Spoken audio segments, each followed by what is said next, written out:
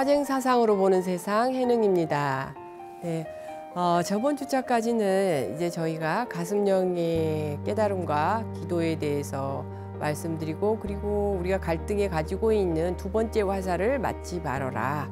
두 번째 화살은 우리가 가지고 있는 욕구들에 대한 갈등 안에 나오는 분노, 그리고 뭐 강박, 회피 이런 것들에 대해서 충분히 연기적인 사유를 가지고 알아차려서 저희 불자들은 주변 사람들과 행복하게 잘 살아가는 지혜로운 그러한 제자가 되기를 바라는 뜻에서 저희가 그 말씀을 드렸고요. 그 생소하고 생소한 것들을 자꾸 제가 보여드려서 어떻게 도움이 되실지 모르겠지만 지금은 어려워도요. 그래도 나중에는 도움이 많이 되실 거라고 저는 생각합니다. 자, 오늘은 이제 전주차까지 가슴령에 대한 기도, 그 깨달음에 대해서 말씀드렸다면 이제 이번에는 장령의 깨달음과 기도에 대해서 말씀을 드릴까 합니다. 제가 저번 주에 참 의미 있는 경험을 했어요. 지금 그 원효 스님 탄생진 제석사에 제가 있음에 또한 또 겸직으로 이제 병원이라는 특수한 곳에 조금 있어 보는데요. 거기에 전직 간호사를 하셨던 분이 인사를 왔어요. 그래서 그분이 한 분이 오셔서 저에게 이분이 정말 가슴령 맞구나. 가슴령에 대한 이해를 이렇게 해볼 수 있구나 라고 이렇게 나에게 전달을 해줄 수 있구나 깜짝 놀랐어요. 이제 앉아서 아주 다른 여러 말씀도 하셨지만 이런 말씀을 하시는 거예요. 스님, 저는 예전에 제가 오다가도 그 거리에 거린들 그릇 놔놓고 이렇게 앉아 저기 하시는 분들, 그런 분들에 있어서 자기가 볼 때는 저 사람 노력을 하지 않았어. 비판하는 시선으로 봐서 내가 지금 1,000원을 돕든 10,000원을 돕든 저 사람은 저 인생에서 벗어나지 못할 거야 라고 생각을 하고 한 번도 그런 적선을 해보신 적이 없답니다. 근데 어느 순간 이분이 이제 간호사를 그만두고 자녀분 때문에 자녀 교육 관계로 이제 그만두고 그 긴급 앰뷸런스 요 봉사를 이제 다니시는데 그 안에서 죽음이 맞닥뜨린 사람들 안에 같이 머물면서 삶을 아주 이해하게 된 거예요. 삶을. 엊그저께 삶을 이해하게 됐는데 참 그거 말씀드리기 전에 엊그저께 신문에도 그 나왔더라고요. 어떤 분들이 스트레스를 가장 많이 받아서 해결되지 않은 분들한테 죽음이 굉장히 해결되는 좋은 프로그램이다. 죽음에 대한 경험이. 이제 그러면서 어느 작가의 좋은 글들도 나왔었거든요.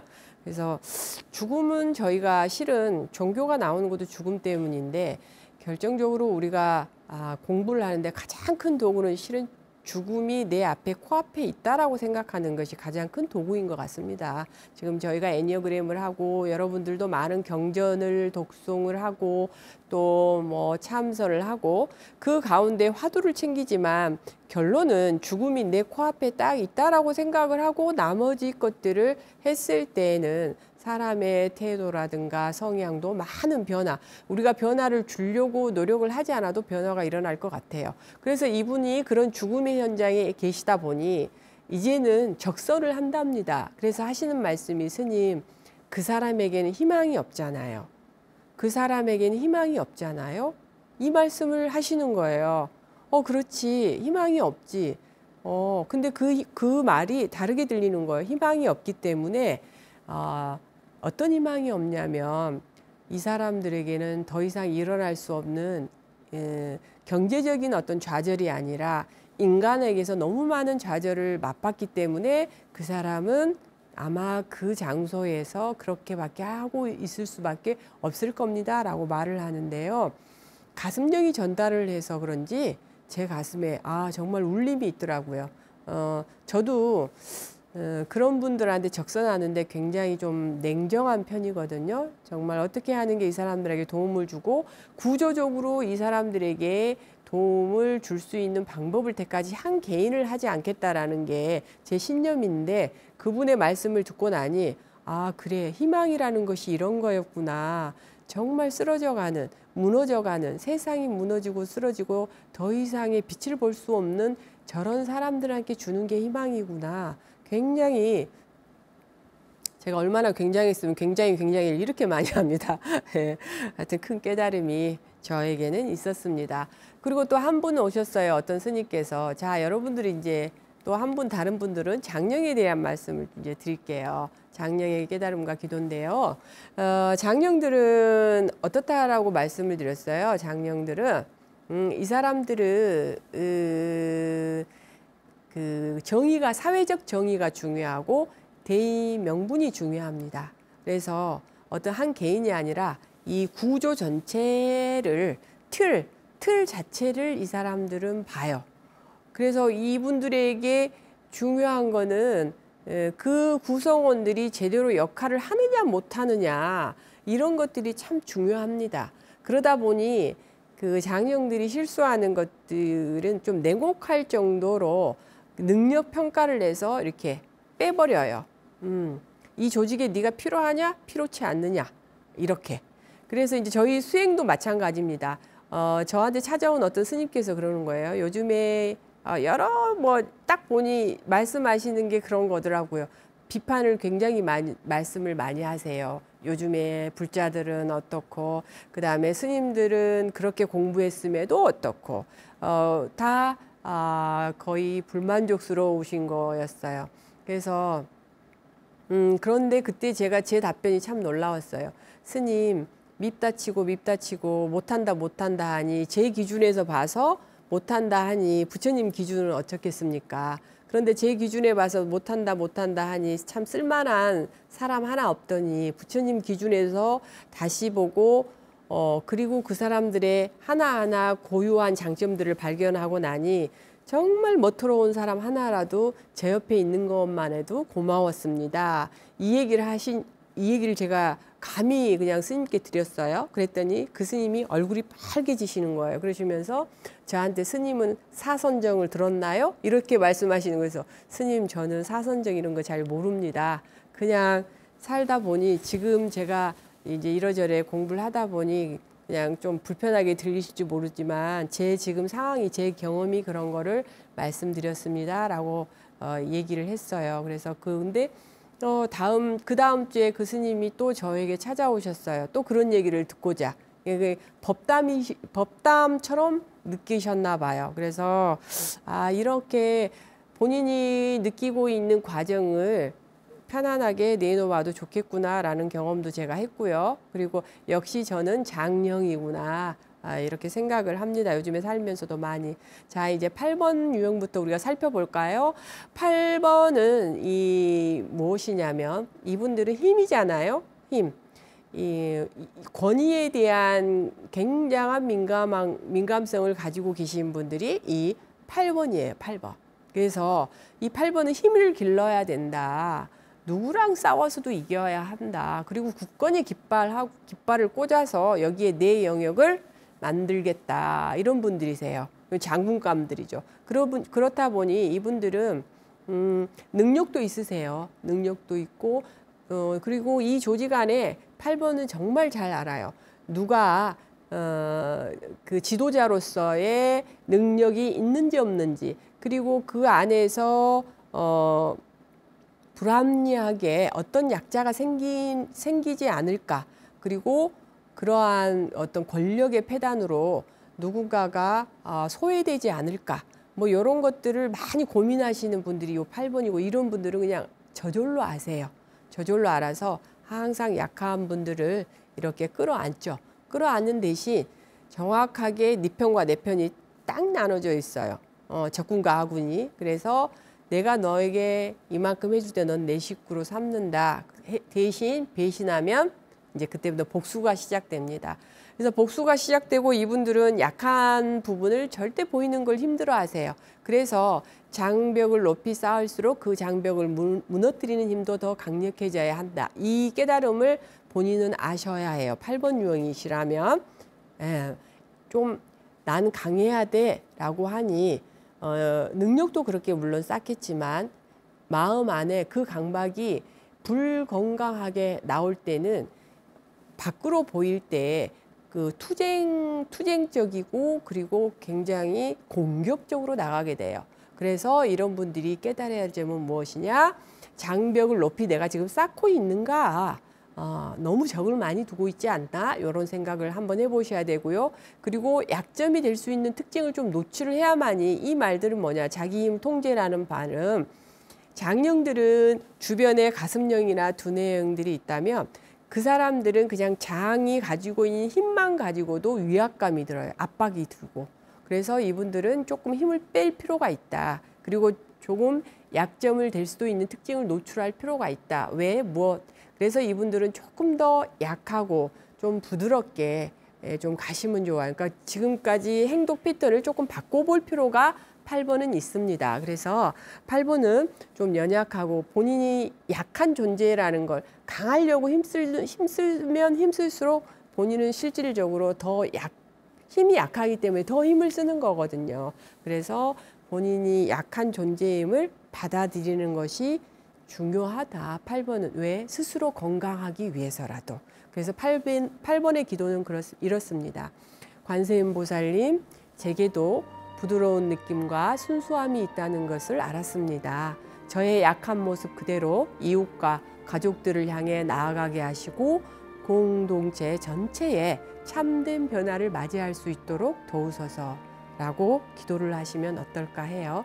자, 이제 시간 관계상 그 다음에 9번으로 가겠습니다. 자, 9번은 뭐냐면 무조건적 사랑입니다. 무조건적 사랑은 9번들은 아시는데요. 누가 원하면 그리고 그 사람에게 관심이 있으면 이 사람들을 말없이 그냥 그 옆에 가줘요.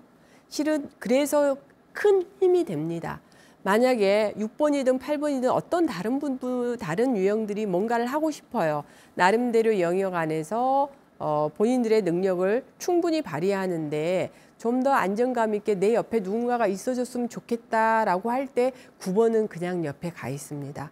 9번은 개인적인 능력을 따로 발휘하지 않아도 그냥 그 조직 안에서 누군가의 옆에 있어만 줘도 힘이 되는 것이 9번이에요. 무게를 딱 잡고 중심을 잡아줍니다.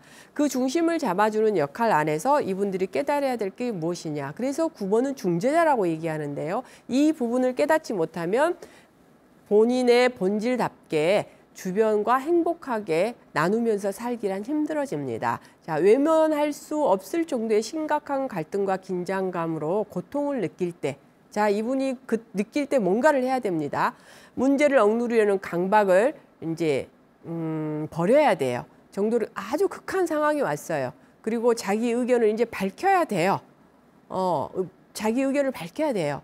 이런 상황이 9번은 왔을 때 그때서야 깨달음이 옵니다.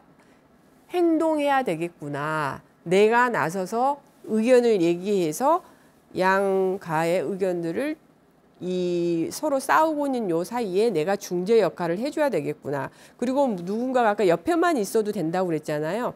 그래서 이 사람들이 2인자처럼 보여서 누구와 소통 관계, 만약에 예를 들어서 8번은 지나칠 정도로 강한 자기 주장을 가지고 있어요. 그렇다면 그것을 완화해 줄 수 있도록 누군가가 이렇게 중간 역할을 해줘요. 그 역할을 할 수 있는 사람이 9번입니다. 그래서 9번은 입을 절대 다물고 계시면 안 되고 행동하지 않으면 안 돼요. 그래서 이 깨달음을 주는 이유가 뭐냐? 행동해라.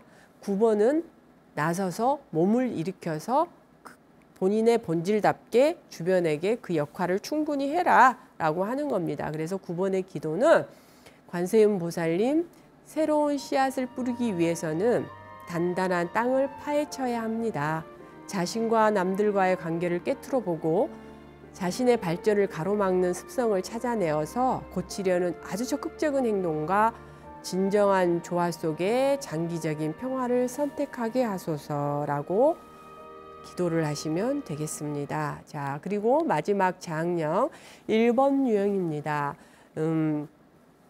시작에 어떤 스님께서 오셔가지고 막 우리 승단에 이러저러한 것을 막 비판하셨잖아요. 이분은 1번 유형이셨습니다. 그리고 걸음도 반듯하시고요. 저랑 이야기하시는 동안도 이렇게 탁 자세가 흐트러지지 않으세요. 9번은 좀 늘어지기도 하고 8번은 좀 거만도 떨기도 합니다. 1번은 그렇지가 않아요. 딱 가만히 흐트러지지 않게 한 2시간을 그러고 계시더라고요. 그래서 아, 이분은 1번 유형이 맞으시구나. 그래서 자, 1번 유형은 뭐냐면 완벽함에 대한 강박이 굉장히 심해요. 완벽해야 된다, 인간은. 그런데 이 깨달음을 통해서 알아야 될 건 무엇이냐? 인간은 실수도 할 수 있고 잘못도 할 수 있고 그리고 꾸준히 성장해 간다. 10대, 20대, 30대, 40대, 50대가 있다면 지금 시대가 달라도 또 각자에 맞게, 그리고 어떤 사람은 그 20살에 성공할 수도 있지만 또 어떤 사람은 60에도 인간에 대한 성공을 할 수가 있다. 그래서 꾸준히 인간은 성장하고 있구나. 그리고 인간은 누구나 성장한다. 그리고 인간은 누구나 변하고 인간은 누구나 선할 수 있다. 아, 이러한 전제를 좀 가지고, 그것이 조금 전에 말씀드린 것이 인간에 대한 온전한 배려임을 알아라. 그래서 깨달을 필요가 있다. 그래서 1번 유형은 완벽함에 대한 자신의 기준이 비현실적이고 실현 불가능하지만 그래도 자신이 사랑받을 수 있다는 존재라는 사실을 깨달아야 해요. 예, 그 완벽함은 현실적으로 이루어질 수가 없어요. 저도 가끔 저희 불자님들이 스님은 너무 완벽해요. 그런데 실은 저는 완벽한 게 아니고, 저도 이제 9번 옆에 날개가 1번이잖아요. 그래서 저는 완벽하려고 하는 게 아니다. 이것은 내가 해야 될 의무이기 때문에 한다라고 얘기를 합니다. 그렇지만 주변에서는 그것을 완벽함으로 보더라고요. 그래서 저도 1번 마음을 충분히 이해합니다. 1번은 완벽하려고 그런 게 아니고 정말 내가 인간으로서 반듯하게 이 일은 하고 해놔야 해라고 해서 하는 겁니다. 그렇지만 주변 사람들 그렇게 하지 않고 본인들이 만약 그 결과물을 내기 위해서 엄청난 강박이 있다면 그것은 완벽함에 대한 것이니, 그냥 그렇지 않아도 충분히 그 마음 하나라도 이 사람은 인정받고 사랑받을 수 있다라는 사실을 이분들은 조금 아셔야 돼요. 그렇지 않으면 아주 깊은 우울감, 상실감에 빠집니다. 제가 저번 주차의 말씀을 9번 유형에서 이 얘기를 할 때 이분들은 4번 유형의 우울감보다 더 우울해서 더 슬퍼서 헤어나오지를 못하게 되는 상황이 올 수도 있다라고 말씀을 드렸어요. 자, 그리고 자기 자신과 타인, 세상에 대한 원망이 너무 커요. 근데 세상은 이것도 역시나 똑같습니다. 또 내면주의의 혼돈을 받아들여 어려운 선택을 할 때 이 역시 똑같은 말들입니다. 그래서 기준을 너무 높게 잡지 마라. 그리고 사람은 실수도 할 수 있고 모자란 그 자체로가 온전한 인간임을 알 필요가 있다. 깨달을 필요가 있다. 1번에게는. 그래서 1번의 기도는 이렇습니다. 부처님, 제 자신과 주위 사람에게 여유를 갖고 대할 수 있도록 완벽하고 어떤 좋은 사람이 아닌 실수하지만 있는 그대로 사랑 주고 사랑을 받을 수 있는 존재임을 또 듣고 보고 느끼게 해주세요 라고 하시면 됩니다. 부처님, 온전한 인간을 있는 그대로 사랑하게 해주시고 그리고 자비를 베풀게 도우소서라고 기도하시면 될 것 같습니다. 이 지금 제가 말씀드린 기도 외에도 충분히 또 생활해 가시면서 나름대로 기도를 한번 만들어 보시는 것도 좋고요.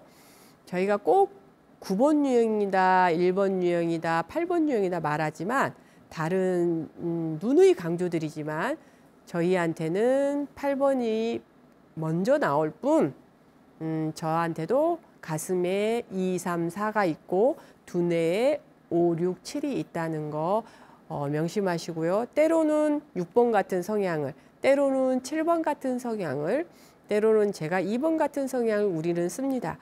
대신 염두에 두어야 될 건 건강하게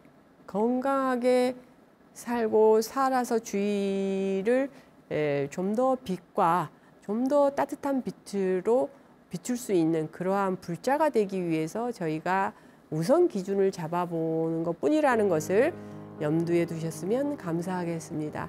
다음 시간은 마지막으로 두뇌형의 깨달음과 기도에 대해서 함께 공부하도록 하겠습니다. 한 주 잘 보내시기 바랍니다.